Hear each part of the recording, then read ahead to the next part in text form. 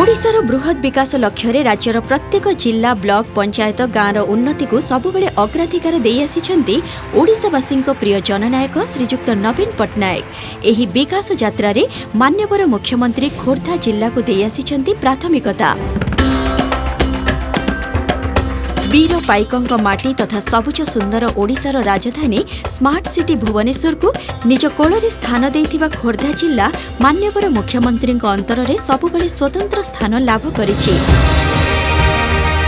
खोर्धा जिल्लार विकास को परवर्ती पर्याय को नेबा पई मान्यवर मुख्यमंत्री मार्गदर्शन रे एकाधिक प्रकल्प जोगु खोर्धा जिल्लार लक्ष लक्ष जनसाधारण हेउछन्ति उपकृत।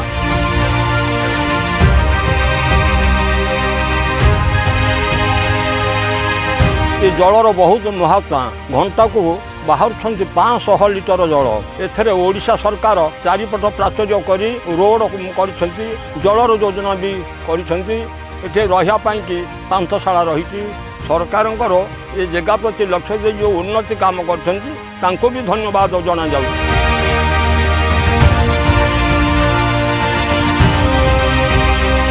आम बालुगाँ युवगोष्ठी मान इंडोर गेम किसी सुविधा नाला से मुख्यमंत्री इंडोर गेम स्टाडियम तैयारी आमको बहुत सुविधा हम जेकोसी युवगोष्ठी मान गोटे प्रेरित कथा आम ये अंचल खेल स्टाडियम कर माननीय मुख्यमंत्री अनेक अनेक धन्यवाद।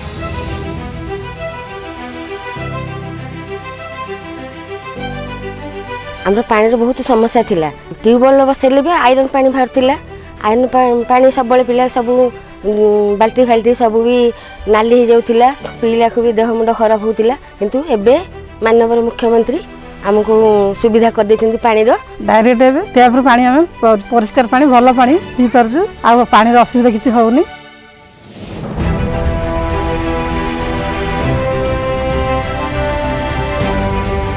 यही ब्रिज हवा द्वारा छुआ एवं लोक माने मेडिकल रे जिबा आसिया को पाठ पढ़िया को सबू सुविधा से मानकर होउची मोर जीविका अर्जन करिया को यातायात करि पारुची।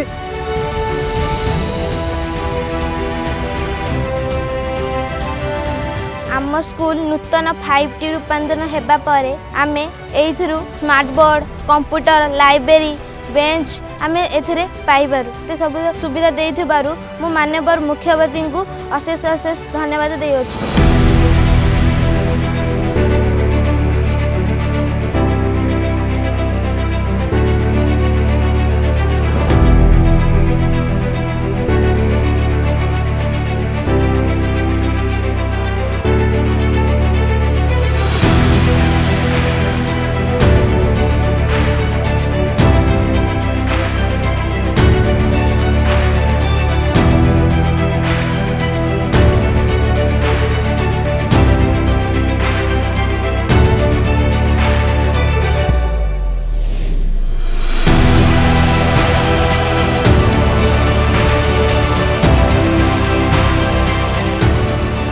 आमर ये अंचल विकास करथिबारु माननीय मुख्यमंत्री मोर अशेष अशेष धन्यवाद। यही 5T रूपांतरण कार्यक्रम हेबा फल माननीय मुख्यमंत्री नवीन पट्टनायक एवं तांकर सचिव VK पांडियान को आमे अशेष अशेष कृतज्ञता प्रकाश करूँ। एही विकासर पर्व को आहुरी तीव्र करिबा पई खोर्धा जिल्लार प्रत्येक ब्लॉक और पंचायत मानकरे अनेक प्रकल्प कार्यकारी करा जाउछि।